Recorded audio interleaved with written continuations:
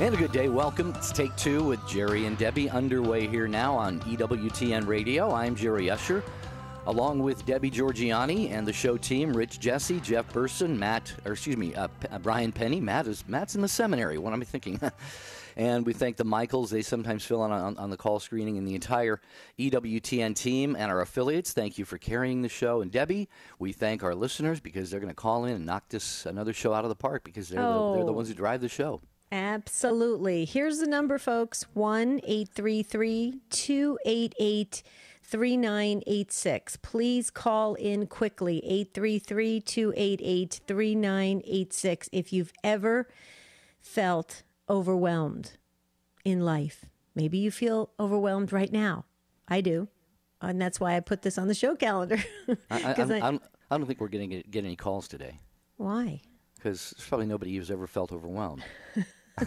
It should be flooded. It should be flooded. But Jerry, I really could use the advice. I want to see what everybody else has to say about this. I do feel very overwhelmed right now, and but I'm doing all the 17 steps, exercising and breathing deeply and praying and meditating and taking a time out and writing things down. All the things, all the great tools and skills that you're supposed to do to alleviate that. But still, life gets overwhelming at times. If your to-do lists are getting longer rather than shorter, call us and tell us, how you're coping with that at 833-288-EWTN. Jerry, do you feel overwhelmed? Not right at the moment. Oh, that's good. I mean, I often do, absolutely, because there's just so many things to do. And as you, Debbie, know better than anybody else, I tend to be someone who I have a hard time not only saying no, but I have a hard time not launching off in this direction or that direction in terms of an initiative or a project or whatever. But I've really worked on that in my life. I've simplified, but I do feel overwhelmed at times. Yeah, absolutely. And that's the time for me where I just say, okay, I've got to dedicate the time to getting everything in front of me done. I've got mail stacking up that needs to be replied to, emails, and other things. And so I finally get around to it, but it takes me a while. I procrastinate a lot. Yeah. You know what I love about folks that are overwhelmed? We all have a really funny sense of humor. Right. Our friend Patricia says, from Ohio, she says, I would call in right now, but I'm too overwhelmed. God bless you, Patricia. Thanks for listening. Oh, I love it. That's the other thing too, Jerry, keeping a sense of humor through it all, right? Yep. If you know you're going to be overwhelmed, if you know that life's just kind of, just feels very heavy at the moment, having that funny sense of humor, and just like Patricia just did, she would call, but she's too overwhelmed right now. It's just funny. We can laugh about the kind of the situations we're in because we know eventually those will pass, right, Jerry? Oh, yeah. Yeah, and maybe you want to ponder a little bit and then call in and share about why you get overwhelmed. See, like I said, I tend to be a procrastinator. Some people, they handle a piece of mail once, it comes to them, they get it done, it's over with. They're able to multitask, take That's care Marty. Of the kids. Mm-hmm. Is that Marty? Yeah. Marty's like that. Yeah, go ahead. Well, yeah, they can take care of the kids while they're cooking dinner and going through emails and, just kind of It's kind of like having a clean desk, It's like having a clean life. You don't have a lot of things pending sitting here and there and everywhere. But, it involves, Debbie, more than just the things that we need to do. Being overwhelmed obviously can be, a tough relationship. Maybe you've got a loved one who's sick or dying or something. Your kids, you're concerned about your kids. They've strayed from the faith. Yeah, so, there's so many things that can overwhelm us in life. What do we do? That's what we want to hear from people. Right. You said something interesting about procrastination, Jerry. I was sharing those 17 tools and skills to cope with those feelings of just totally feeling overwhelmed. Okay. And one of the things they tell you to do is to procrastinate. Because sometimes when you feel overwhelmed, the list is so big, you can't get to it. You just feel like, well, I can't even take one more step. So they say, just take a step back and let things go for a day or two and not get stressed out. That was interesting because when I first saw that, I was like, what? I didn't think that was such a good trait, but I guess it is. It's a sign of brilliance, Well, yeah, you always say that. And, I read it. That makes you very brilliant, right? makes me super brilliant. I've got a beautiful mind then. 833-288-EWTN, 833-288-3986. If you're not too overwhelmed to join us on the program right now, we're asking, do you sometimes get overwhelmed? What do you do about it? Do you take a look at all the things you're dealing with in life, things you have to do? Do you set it aside for a day or two, like Debbie said? Do you bring some other people in to help you out with it? Do you fall on your knees in prayer and say, God, I've just got all these problems. They're weighing me down. I'm overwhelmed. Lord, I don't know what to do. And we're going to learn from you here on the program today again, as always. And the number to dial is 1-833-288-EWTN. That's 833-288-3986. Please fill those last two phone lines because you have something to say. You are the teachers for this program, and souls are listening. We have a wide range of listeners, from young people all the way to those seniors that love listening to Take Two. We have Catholics listening, non-Catholics. We have atheists listening. It's just a wonderful program to have a great conversation where we walk away a little bit changed. We get to know ourselves a little better, and hopefully we get a little bit closer to God. So that's what Take Two is all about, and we'd love to hear from you. One of the things I do, Debbie, is I like to keep a written list of the things that I need to do. And, of course, the other things, maybe the relationship things and all of that, they're in your mind and in your heart. But when it comes to the to-do list that I keep, every now and then I'll review it, and I'll look at things and I'll say, why did I write that down there? Mm-hmm. I actually come across things that I can just scratch off without really doing them because maybe I did it just on a whim. I thought, maybe I need to do this. I'll write that down, add that to my list. Then the list gets to be about 10 or 15, 20, 30 things long. And sometimes just going over it again and prioritizing and realizing that, some things just really can be let go for now or be let go completely. So that's one of the things that I do. Here's a great one. I was talking about those tools for coping with feeling overwhelmed. One of them is take a nap. Just lay down. Just take, that's taking like a time out. Yeah. I like that. The other thing too is do something different, clean something up, change your routine, get out of your routine, because when you're feeling overwhelmed, you do feel like you can't really, come out of it. So do something completely different to kind of change your mood. I like that, Jerry. What do you think? Good stuff. All good stuff. And we know that it's going to be great insights and takes from you on Take Two with Jerry and Debbie. 833-288-3986. We got Karen and Karen when we come back.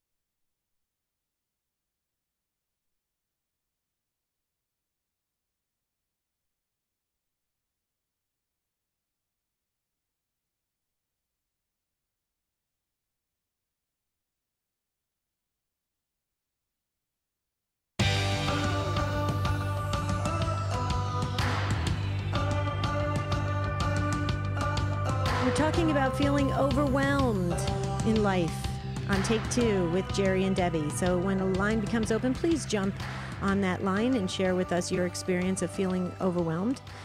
We'd love to know the tools you use to cope with it. I could use them, so help us. 833-288-3986. 617-666-3986.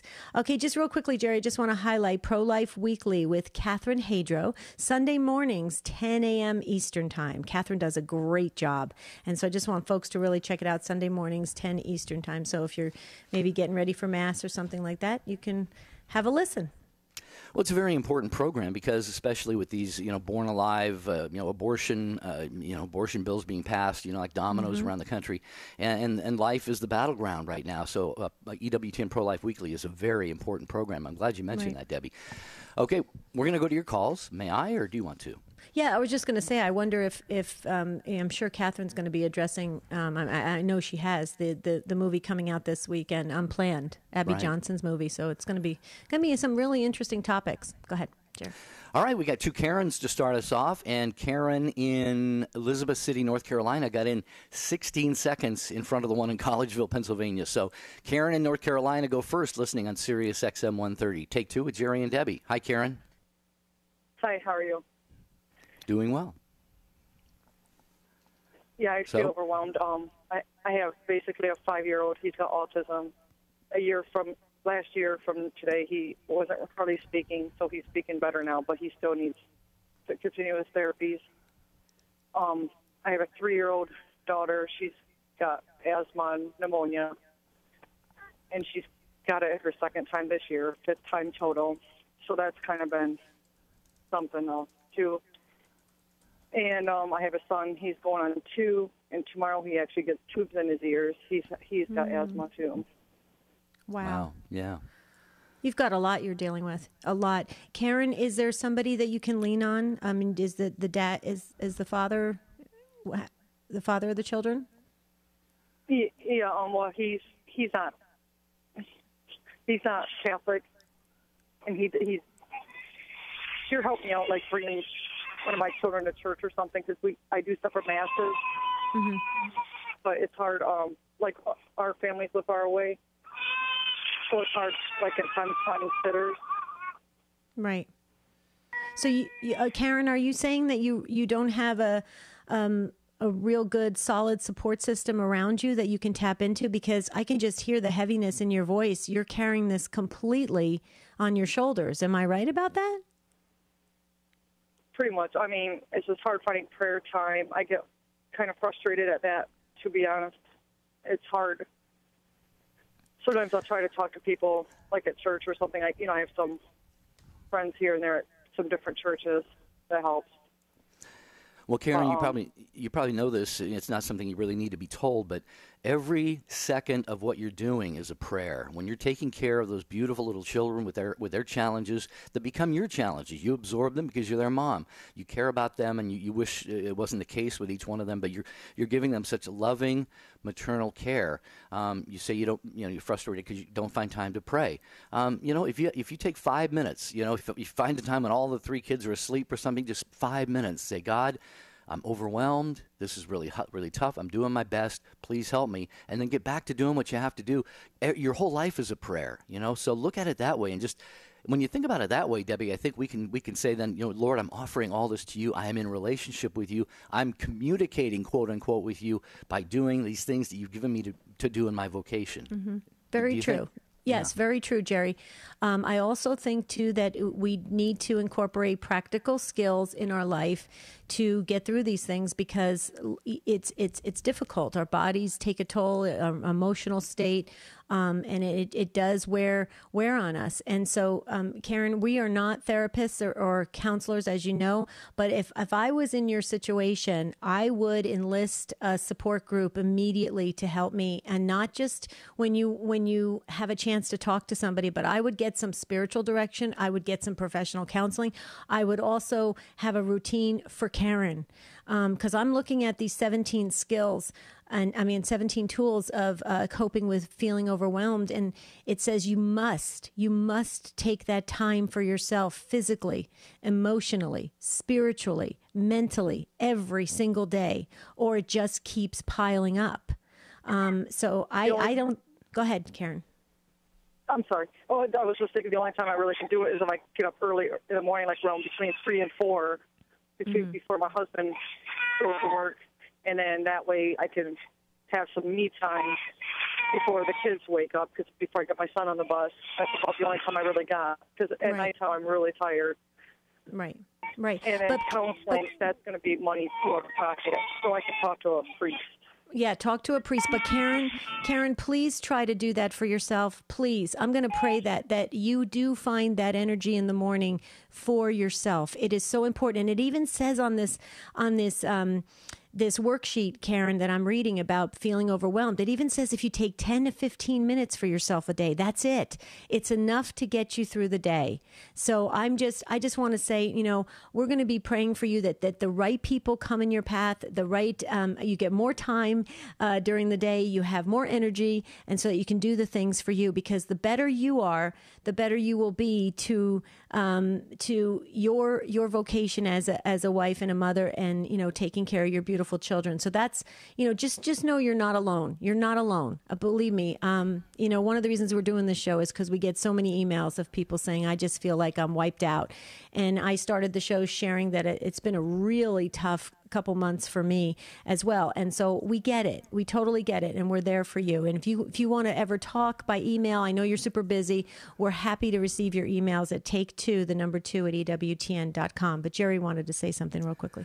No, I had nothing more to say, except I was just going to echo, you know, you got a lot of prayer support here, Karen, the entire Take Two with Jerry and Debbie family. And I didn't mention this earlier in the show. I attended a healing mass last night at my parish, Sacred Heart in Palm Desert, and I took the entire Take Two family with me. That includes you, Karen. And so I took you to that mass to be prayed over, to be prayed with, you and your family. So I'm just going to pray that some of the graces of that mass will find their way into your situation and help you to be just a little bit less overwhelmed. Okay, Karen? All right, thank you for prayer. Okay, you're very welcome. Thank you, Karen. Okay, got the second Karen next. Yes, in Collegeville, Pennsylvania on Holy Spirit Radio. Hi, Karen. Thank you for calling and welcome to Take Two. Hi, guys. I'm very pleased to talk to you today. I really appreciate you taking my call. I just wanted to tell the last caller I've already been praying for you and your family. There you go. When I hear these things, you all make me realize how lucky I am. So I just wanted to tell you that I was overwhelmed for years. And lately, I was overwhelmed because I lost my husband, and I was wondering how I was going to get the money for taxes.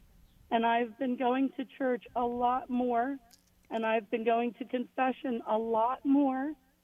And I can tell you that is the answer, because I just got my taxes back, and I never ever get anything unless I owe so much.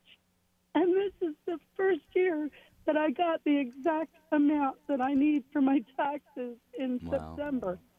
And I just wanted to tell your viewers and your listeners that he is real. Thank you. Wow. Thank you, Karen, for sharing that. You know, this is a great lesson for us. Debbie, when we get overwhelmed, sometimes the last thing we think to do is to pray or turn to God and trust in Him. And that could be hard. That could be really hard in a situation like Karen's, where she's talking about usually being on the negative side with her taxes and so forth. She got overwhelmed and she simply just waited. I'm sure she prayed. And all of a sudden, look, I mean, not only did God provide, He gave her the exact amount of money that she needed. Well, to demonstrate that He was there. Yeah. God is saying. That's the reason. Yeah, He's saying, I got this. I got this. Exactly. That's the reason. I believe it so strongly and deep in my spirit, Karen. That's the reason you got the exact amount. Is God is saying, I am right there with you, Karen. Right there. That's why I'm giving you the exact amount, so you don't say, "Oh, well, it could have been God. Maybe it was God." No, it was God.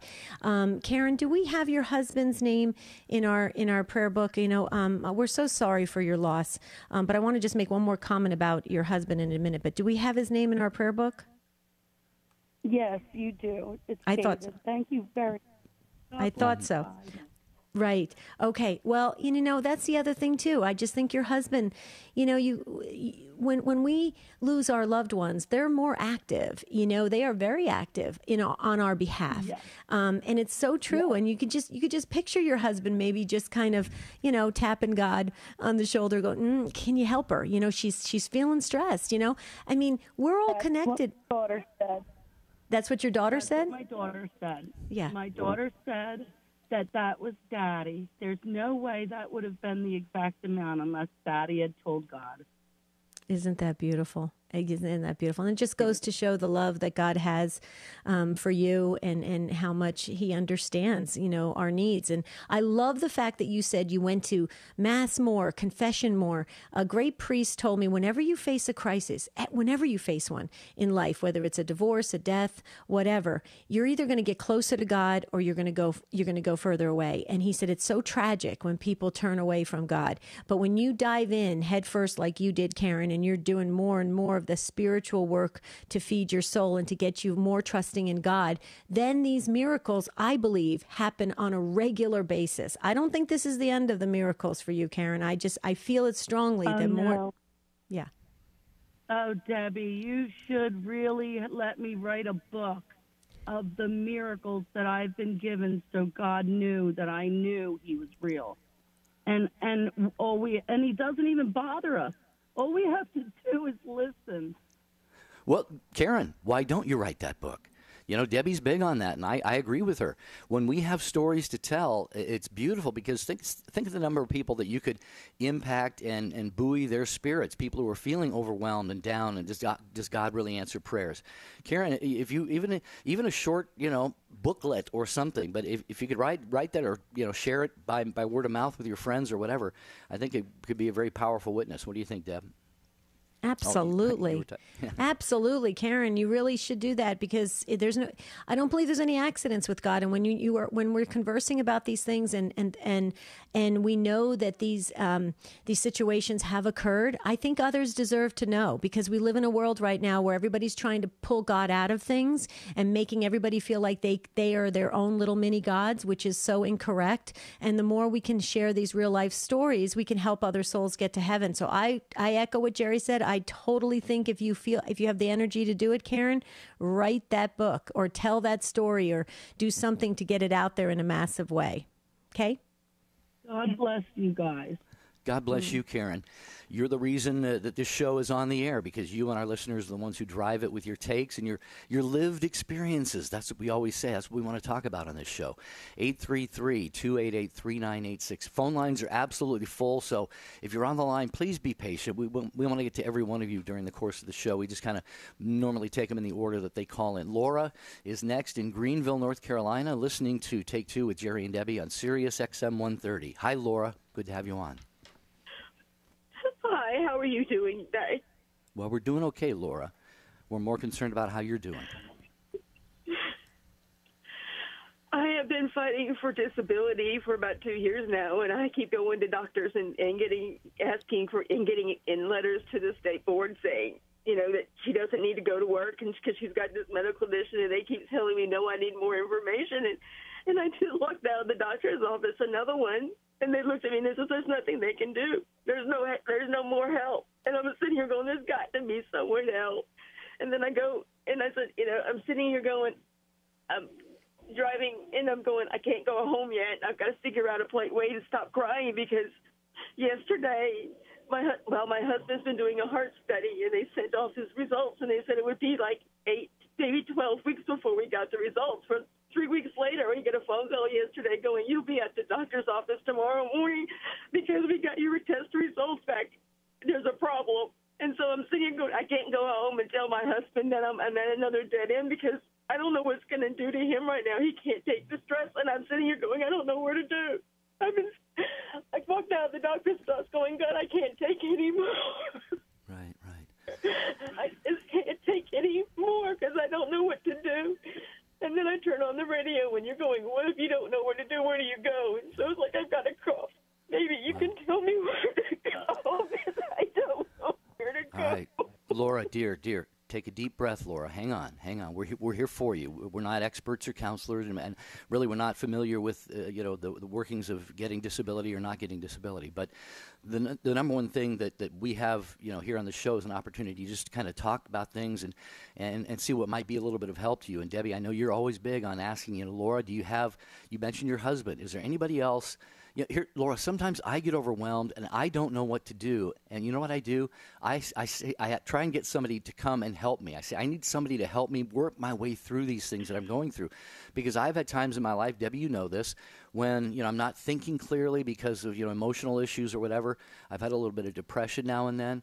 And sometimes just keeping things straight and getting paperwork done and working the steps and doing the tools that you have to do. Sometimes it really is important just to say, hey, can somebody else, come be an advocate for me, in other words. Debbie, what do you think? Is that a good place to start maybe for Laura and her husband? Absolutely. Absolutely. Laura, you don't want to share this with your husband because you feel like it's just going to really push him over the edge. And you know what? That's rightly so. You don't have to. Phone a friend, pick somebody else. I don't know if you're active in church or not. If you can get somebody there just to sit with you. Here's the thing, Laura. There's a couple more things I want to share with you because I want to just quickly share with you my life skills training because my teacher was phenomenal in this area. And there's something I want to share with you. If you can hold on, you hear that music, I know, just kind of take a deep breath and just relax for a little bit. And when we come back, I think this may possibly help you get through, at least for today.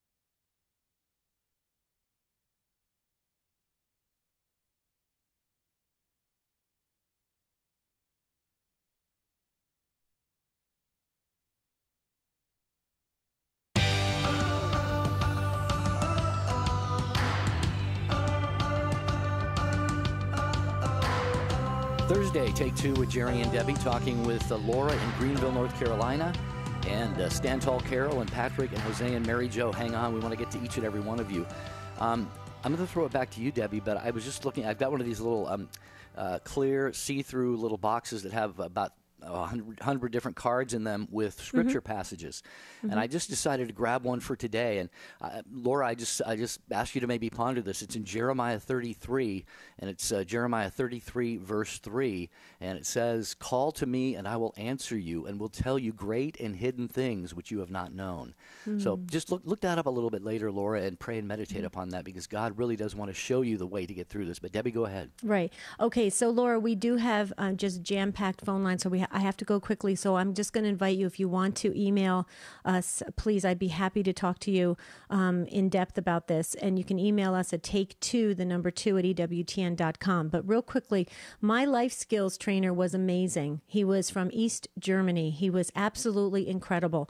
And he used to say this, Laura, exactly what the situation that you're facing today.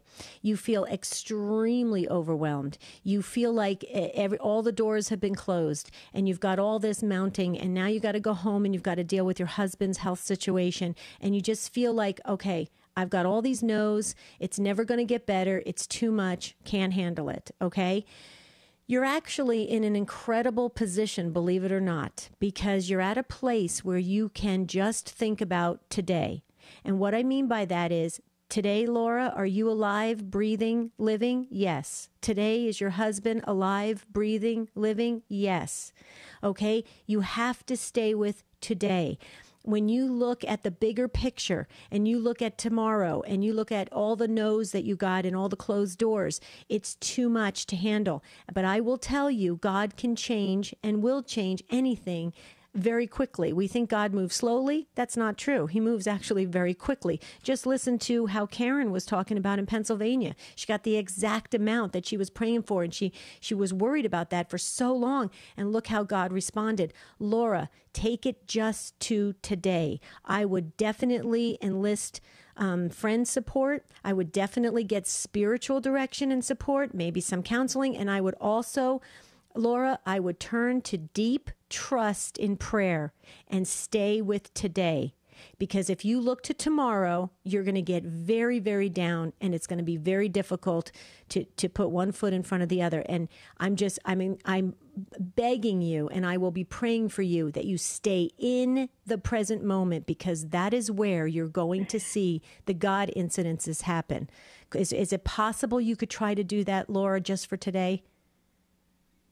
Yes, I will do that. And I will remember Jeremiah 3:33. Jeremiah 33, verse 3. And also, Laura, we just got this email from Lois, and it says, hello, Jerry and Debbie, and I'll just add your name. Hello, Jerry and Debbie and Laura. I have a favorite quote from St. Francis of Assisi that goes something like, first do what is necessary, then do what is possible, and soon you will be doing the impossible. And she says, it helps me when I'm feeling overwhelmed because it gives me a starting point. Mm-hmm. Start by doing what has to be done. Start by praying and doing the dishes and then the laundry, etc. Things slowly fall into place as I work and pray. A path forward starts to become clear. If I am faithful to doing my part, God is abundantly faithful to doing his part. And so, Laura, I really believe that email came in just at this time right now, and I just wanted to share that with you. So so many people are praying for you, Laura. Please know that. Absolutely. Yeah.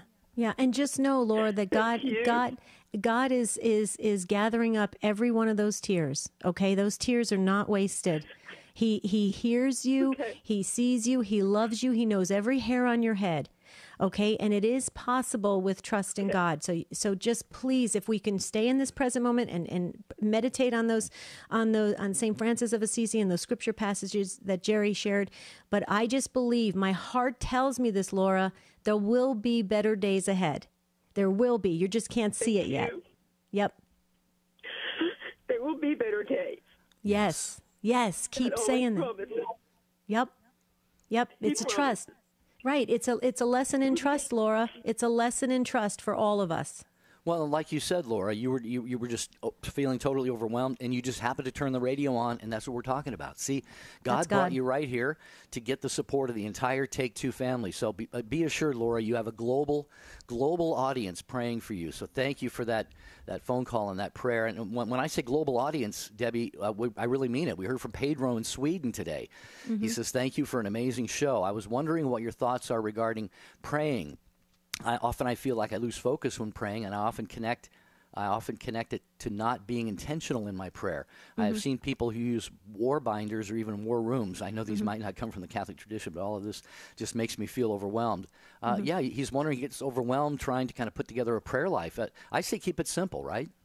Yeah, and meditate on you have a prayer card in front of you. Some visual aids will help you stay focused, and that's always a good thing. And that's another thing too for Laura. You know, if you can get some spiritual visual aids around you, Laura, like a crucifix, and meditate on the crucifix. Think about how much Jesus loved Laura, that suffered and died just for Laura. Okay, these things will help us get through these traumatic times in our life. And there's just so many things. But back to what you just said real quickly, Jerry. I pray that Laura accepts and receives the prayers that she is getting, because folks are going to be saying the rosary and novenas and all sorts of prayers, and they move mountains. So I just pray that Laura floats on that, on prayer. Yeah, for sure. Okay, back to your other call. Sue is in North Carolina, listening to Take Two with Jerry and Debbie. Hello, Sue. Welcome to the program. So happy to have you with us. Thank you. Thank you. Thank you for taking my call. I've all my life have suffered through a lot of depression and suicidal thoughts my whole life. However, my sister, brother-in-law, and niece within the past 3 years all took their lives. And I've been dealing with that. And the niece is not the daughter of my sister either, so it was a separate family member. And during that, I was in a car accident and then had another major operation. And during this time, I've had a neighbor has been harassing me. During this time, moved into my apartment complex. I live alone, and I live with my pets. And he has now infiltrated himself and has been breaking into my apartment. And the police cannot do anything about it because there is no photos of him. He's moving things around my apartment. He's taking the drapes down, shutting the fans off. I can't afford smartphones and his high-tech security systems and cameras and things like that. And I'm overwhelmed by dealing with the suicides. Right. Yeah. And then I have to deal with my own thoughts, of I don't know how to live, but I don't know how to die either, So I'm in that vortex from time to time. I know, Sue. That, yeah. And and then you have to go to work every day and maintain that job by myself, and I don't have any family. So I have to maintain, doing the work every day to keep the roof over my head and feed my pets. Then I have to go to work and worry about, as he's breaking into my apartment, is he going to do anything to my pets? He's a sick man. He's an ex-POW, MIA from Vietnam. And the police have already told me that him being in there, now that he was harassing me by leaving things at my doorstep and just throwing stuff up on my balcony, and he's in the same building as me and things like that. And then the police have said that now that he's infiltrated into the apartment, rape or murder is probably the next steps when people start getting this deep, when they start penetrating this far into your life. Well, Sue, let me. You are, overwhelmed is a radical understatement for what you're going through right now. And Debbie and I, we always say we're not experts in law or legal things or counseling and all that stuff. But it seems like maybe something you probably can't do, maybe based on circumstances. I don't know if you could move. I know you probably thought of that, and that's the first thing that comes to mind. But my goodness, do you have other family, friends, people that you can say? I don't. I had the car put up on the list the other day at the dealership because I thought he put GPS on my car, and I was scared that if I moved to a home, I'm in the process of trying to find a small home, and I'm going to have my last name changed on top of this too, because all you have to do is put somebody's name in a Google bar. You can find out where anybody lives. It doesn't matter anymore. Nobody is free from finding out where you live. Nobody is free from that at all. He just has to he knows my name. He knows he has cameras in his windows. He knows when I come and I go, everything like that. And, it's been nerve-wracking. It's been very, and the police have been by. I'm on special check. They've been by. They said, but without a picture, they cannot just go arrest him. He's had a gun on me. The apartment leasing office will not do anything about it outside of a police report. Finger on the trigger, the whole bit. Yeah. Wow. Yeah. And they won't do anything about it. And and then I go to work and worry about all my pets at home. Right. Okay. Well, Sue, here's the thing. You need to worry about yourself. Okay. Your pets. I mean, I understand you love your pets. I get that. But you are worth so much to God. You need to understand that. And so it's important that you protect Sue. So it sounds like you're doing the things that you need to do to, possibly move, possibly change your name. I don't know about restraining orders if you can get against him or whatever, or continue to talk to people in the police force to see what you can do to protect yourself. But Sue, we're going to be praying that the right people come in your path to help you out of this situation. You should not be living in this type of fear of just waiting for the next thing to happen. That is horrible, and especially for a woman, that is terrible. And so I'm just going to pray hard that the right people come in your path. Please be discerning that and looking for those right people to help you through this. The other thing too, Sue, you have your guardian angel right next to you, and this is also for Laura as well. Laura in North Carolina, if you're listening, your guardian angel is right next to you. Talk to your guardian angel. Pray to your guardian angel. Let your guardian angel help you with remember, Psalm 91. They are there to guard and guide you. Guard and guide you. Okay? So enlist your guardian angels to help you through this, Sue. And we're going to be praying. Please keep us posted. As for the depression and as for all the situations of people taking their own life around you, okay? Don't let that play a part in your daily life. Okay, like I said with Laura, you're alive today. Live for today. Do today, everything today, and stay in that positive frame of mind, because that allows you to build. It allows you to see a brighter day. If you look at the big picture, it's so overwhelming. Everybody would close the drapes and go back to bed. It's very, very depressing. So I just want to say, Sue, you're a strong woman. It sounds like you got a grip on this. You know what you need to do, and we're going to pray that you get out of this situation. That's what I'm going to pray for, Jerry. You? Yeah, absolutely. Yeah, let's make that the Take Two family prayer for Sue, that God will just intervene and first of all keep you safe, Sue, and if it's His will, hopefully it would be to certainly protect you, either to remove that other gentleman who's harassing you or to remove you to another place. But we're going to be praying for you, Sue. Absolutely, you got a global audience praying for you, and please know how much we love you and care for you. Yes. Okay, we got a lot of calls here, Sue, so we're going to move on to other ones. Next up is Stand Tall Carol in Milwaukee, listening on Sirius XM 130. I'll get it out. Carol, welcome. Yes, thanks. Hi, Jerry. Hi, Debbie. Stand Tall Carol here, enjoying your show, and my heart has really been impacted by a lot of the callers, and certainly take a lot of these things to the Blessed Mother and Jesus for all the things people are going through, and so when you think that you're overwhelmed and you hear how people are suffering, it puts yours in perspective. But the three things I wanted to share were that your serenity is in direct proportion to your expectations. And so then you kind of bring being overwhelmed on yourself. If you have your expectations and you try to do too much or stimulate yourself too much with media.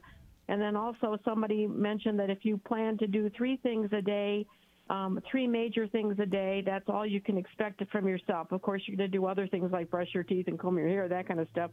But if you set your goals on 3 things a day, that you'll feel less pressured. And then the other thing I say to myself is don't worry about the future. God is already there. That helps me a lot. And then also that, when they say that you give somebody a glass of water is a corporate act of mercy. So you can give yourself a bottle of water and then ask for God's mercy too. And have a little quiet time.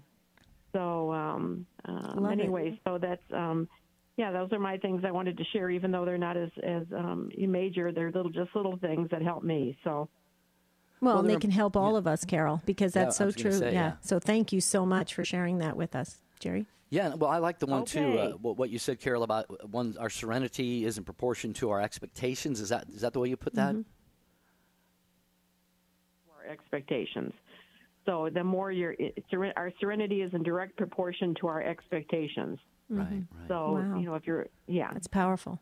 So that has helped me. So wow. I'm the kind of person that is overwhelmed and should probably carry around a little brown bag and breathe into it all the time. So I have to come up with these things to keep going. Me too. So, Me too, Carol. I'll share that brown bag with you. Love you both. Love you both, and thank you very much. Jim sends his best. Thank you. Love you too, Carol. Thank you so much for calling. Jerry, did you see Marissa's call came in? Marissa in Elkhart, Indiana says, for Laura in North Carolina needs to get a disability attorney. Has helped many people who could not get disability. So get a disability attorney. I don't know if you've looked into that, Laura, but see, people are already praying and getting promptings to share with Laura. See how everybody cares? See, it's a big lie what Satan sells us, Jerry. He keeps telling us we're alone. We're not alone. We are crowded. We've got the guardian angels and all of us and the communion of saints. Pretty big family. Absolutely, absolutely. Right back to your calls. I just want to mention one of the ways that you can listen to Take Two with Jerry and Debbie and other EWTN shows. It's on the Amazon Echo. It's available when you just say, Alexa, play EWTN radio. You can listen to EWTN radio that way. It's just one more reason that EWTN is everywhere. Okay, Patrick is next, listening in Pensacola, Florida on Guadalupe Radio. Hi, Patrick. Thanks for being with us on Take Two. Hey, how you doing? Thanks so much for taking my call. Sure. So, when I was in college, I studied engineering, very overwhelming, not very good at it. I went to Notre Dame. There's a lot of smarter people than I am. But during that time, I heard a quote, and I can't remember who it's from. Maybe Mother Teresa, one of the other great saints. And they said that everyone should be praying at least 30 minutes a day, and for the exceptionally busy, they should be praying an hour a day. And at first, you're like, okay, I don't have time to do that. But I kind of, with my buddies, took it as a leap of faith, and we started praying an hour every day. And it's unbelievable how God can, supernaturally create time. I don't know if it's because our minds are so much more ordered that we can get our tasks done better or more focused or whatnot, but it really does take a big leap of faith to be able to realize how important prayer is. And I saw it when I wasn't praying. I just overwhelmed all the time. But then when I would be praying, and even to this day in the military, when I'm praying, things are so much calmer. I have kind of a grasp on everything I'm supposed to be doing. But then when I'm not praying, it just, it kind of goes out the window, and then I'm overwhelmed, struggling a lot more. So right. That was something I thought kind of a paradox, but I thought that would be really helpful for people. Well, Patrick, when we're not in that disciplined sense of prayer, we become a slave to the world. So the world takes over, and we start just kind of conforming ourselves to what the world tells us. The interesting thing about what you said is I think you're right. I think it was Mother Teresa who said that, because I think the nuns used to say, "Mother, we don't have food, we don't have medicine," and she'd go back and pray some more. And they say, "Wait, well, prayer's not going to bring us the food and medicine." Well, yes, it will, and it's so true. And when you think about it, Patrick, think about this for a minute. Remember 9/11? When 9/11 happened, the churches were filled. Everybody ran to the churches that hadn't been to church in many, many years. And they got on their knees and they were praising God, saying, "Lord, you're with us. We know you're with us. Please help us. Heal the people. We don't want any more of this terrorist attacks, anything." And then as soon as everything felt calm, they were gone. The churches were empty again. So, it's an interesting thing. Think about it almost from God's perspective. Jerry, tell me if you agree with this. God's sitting there waiting for us to come to him. And we come to him, we plead and we beg and we throw up these really genuine, heartfelt prayers. And then as soon as we feel calm and happy, we're out of there. I mean, it's got to really offend God. So I agree with you, Patrick, and I agree with Mother Teresa. The more we pray, the more we see the blessings and fruits and graces and everything that comes from God, because he's delighting in the fact that we are completely coming together with him. So I love what Patrick has to say. What do you think, Jer? Yeah, I'm just reminded of the healing of the 10 lepers by Jesus. 90% of them did not go back to thank him. And that gets at what you're talking about, Debbie. We all, rush to Jesus for the goodies, but then, what do we do after that? So that's a good reminder for us in Scripture. And you're right, it was Mother Teresa. The story that I heard was some of her nuns were saying, "Mother, we don't have time to pray an hour a day because, that's right. Yeah. Because we have all this work to do." And she said, "Okay, well, if you don't have time to pray an hour a day, pray 2 hours a day." Mm-hmm. And Patrick, you're so right. God created time. He can multiply it as much as he wants. And Debbie, how many people have we known in whose lives you look at all the things they're doing and you think, and they're still managing to pray an hour or two a day. And you think, how do they get everything done? It's just because they entrust it all to God and make prayer their first priority.